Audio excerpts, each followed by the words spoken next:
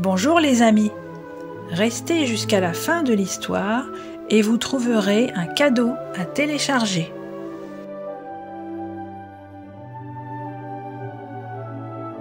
Pinocchio et Geppetto. Pour vous parents, ces 5 épisodes sont adaptés des aventures de Pinocchio, écrits en 1881, de Collodi. Héros d'un conte de fées moderne, devenu un classique littéraire, le pantin de bois qui voulait être un petit garçon est célèbre dans le monde entier. Un soir, Geppetto, le vieux menuisier, se sent un peu seul dans son atelier. Alors, il choisit un beau morceau de bois et se met au travail en chantant. Qui va fabriquer un beau pantin pour lui tenir compagnie? C'est le vieux Geppetto. Et comment se nommera ce petit pantin joli? Je l'appellerai Pinocchio. Geppetto travaille toute la nuit et au matin, son pantin de bois est fini. « Oh !» bâille Geppetto. « J'ai bien travaillé. Je vais me coucher. Allez, bonne nuit.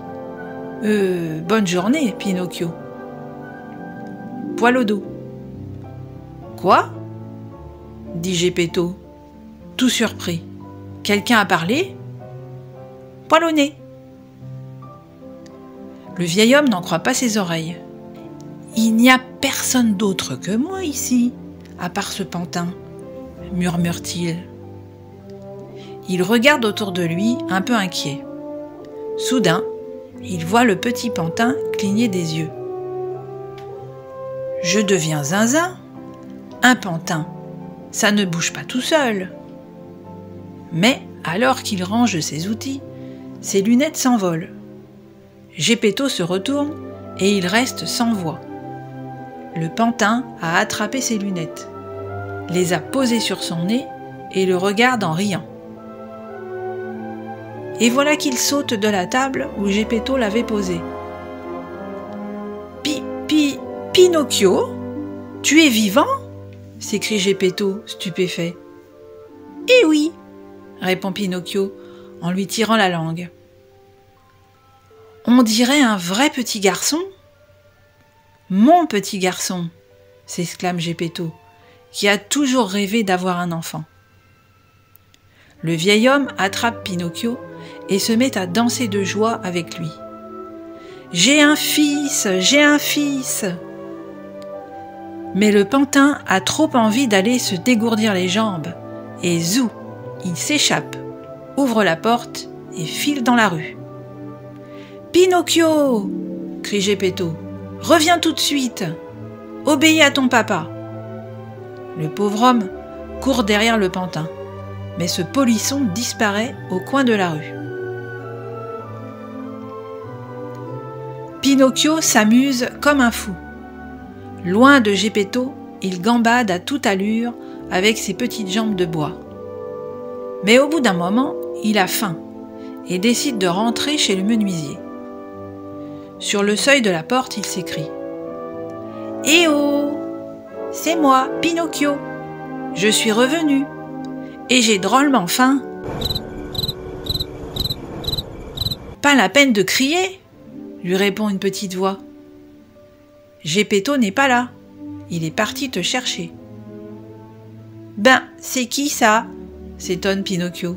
« Ça, c'est moi, le grillon, le grand spécialiste des petits conseils. En veux-tu un ?»« Si ça te chante, grillon, » dit Pinocchio, impatient. « Mais dépêche-toi, j'ai faim. » Le grillon dit d'un air important. « Les enfants doivent obéir à leurs parents et ils doivent aller à l'école au lieu de traîner dans les rues. »« Taratata, moi je veux m'amuser, » rit Pinocchio. « Alors tu deviendras un âne. »« Je m'en fiche, » dit le pantin. « Comme tu veux, » chante le grillon. « Tête de bois, » crie-t-il avant de disparaître dans un trou du mur. « Bon débarras, soupire Pinocchio. Se rappelant qu'il a faim, Pinocchio cherche quelque chose à manger. Il fouille partout, mais il ne trouve rien, pas même une miette de pain. Alors ce coquin de pantin fond en larmes. Le grillon a raison. Si j'avais obéi à Geppetto, je serais encore avec lui, et il m'aurait donné à manger comme un petit garçon. Et je serais heureux, pas comme maintenant. Épuisé d'avoir tant pleuré, le pantin de bois s'endort au coin du feu, en rêvant d'un gâteau. Plus tard, Geppetto rentre à la maison, tout triste de n'avoir pas retrouvé Pinocchio. Quand il voit son petit pantin endormi, il sourit, puis le prend doucement dans ses bras et le glisse dans son lit, sans un bruit. Chut.